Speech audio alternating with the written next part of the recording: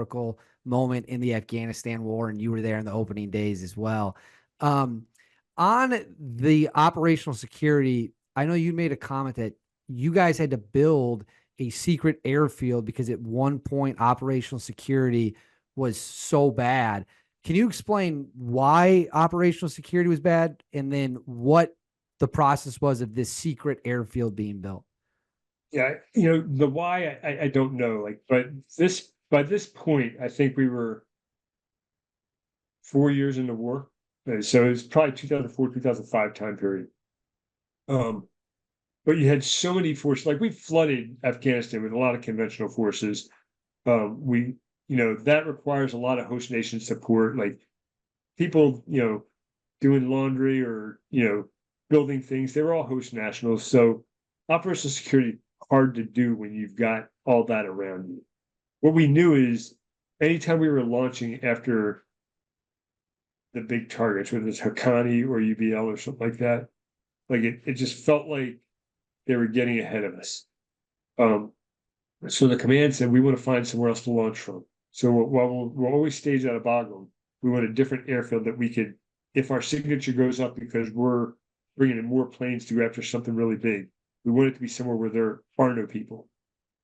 So a couple of our officers, this happened over about a 6 or 8 month time period, so it handed off from one officer to another. But a handful of our officers did a lot of terrain analysis, and they found a place at Bowl in the mountains, pretty far south of Bagram. And they said, we think we can build an airfield here. And eventually, a guy named Pat, who's a brilliant, one of the smartest people I ever met, he was a special types officer, so a combat control officer. He and a teammate of mine, Lance, and a handful of other dudes, they drove down there with a bunch of engineers, and they went, we think we can do this. They airdropped a bunch of heavy equipment in there, which again is another combat control thing. Like, let's bring in all this stuff and get it there safely. And when they got there, they realized while the terrain could fit a landing zone in it, the subterranean was difficult to get good measurements on. So this officer Pat, he literally starts doing math on site, going, okay, so I can't get my traditional measurements by drilling into the ground and doing pressure testing. Like, given the size of the boulders that we're running into, he did displacement math in the field, and it worked. And the engineers were like, this ain't going to work. He's like, it is. I just need you guys to do what we tell you to do. And all the NCOs, even the combat control NCOs, were like, you're fucking nuts. This isn't going to work. Well, they were there, so they had nothing better to do than cut this runway in the middle of nowhere.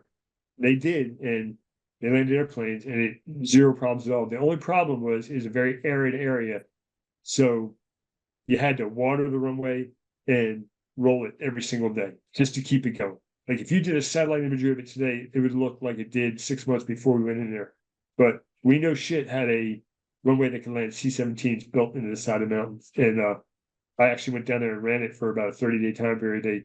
They just needed a fill-in guy between groups, and they're like, yeah, Lamonica's good enough. Send him down there. I was down there for about 30 days.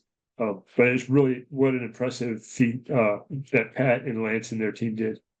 And did that pretty much eliminate the operational security issues in that area at that time? It did. While we exercised out of there, we never really launched out of there. When they launched for UBL, they actually chose to launch that team from the States.